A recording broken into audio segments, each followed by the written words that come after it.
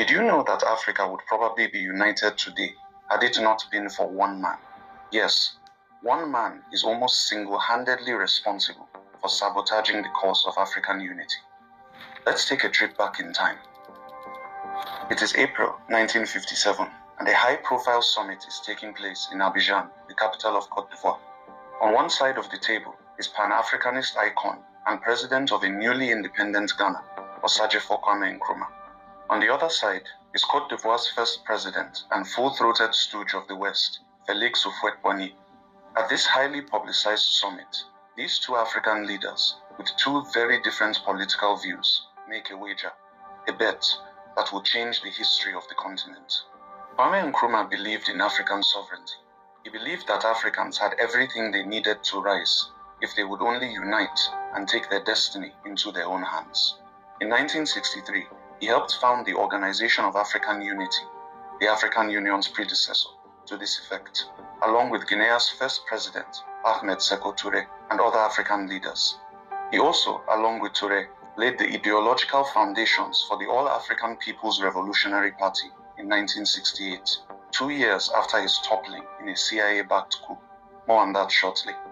Félix Houphouët-Boigny, on the other hand, claimed to believe, and we use that word deliberately here, he claimed to believe that Africans were not capable of developing without Western support.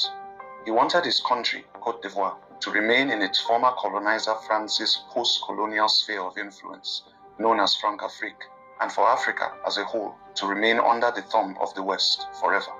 No points for guessing where he got his belief about African inferiority from. Anyway, the bet, known as the West African wager, was simple. Which nation would develop faster?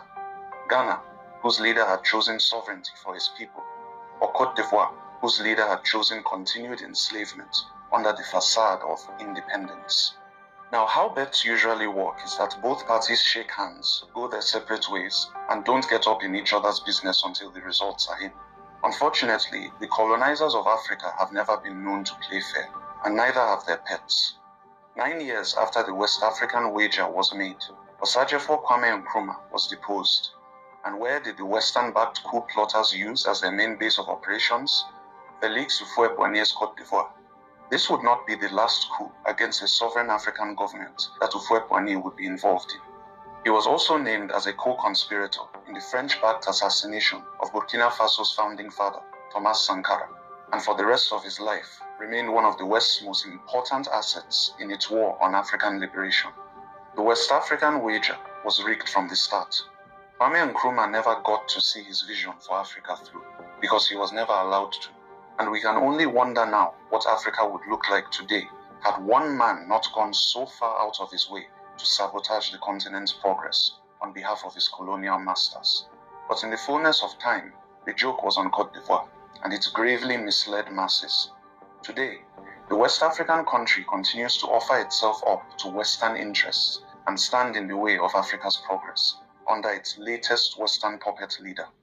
Meanwhile, Ghana is moving towards greater control of its natural resources and greater economic growth under its own present leadership, a leadership which seems keen on reviving the nationalist vision of Ghana's founding father.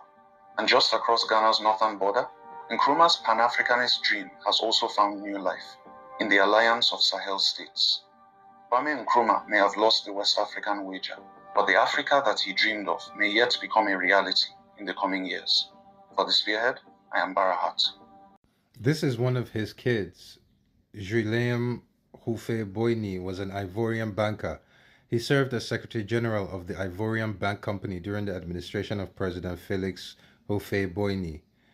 Houphouët-Boigny died at international blah blah blah blah in March 2026 at the age of 88. So his children are the ones alive, right? His grandchildren. So what I'm saying is, the man who betrayed Kwame Nkrumah, the man who betrayed Thomas Sankara, the man who has historically, we have public record of betraying multiple African presidents. His grandchildren, how do you think they're being treated at Ivory Coast right now?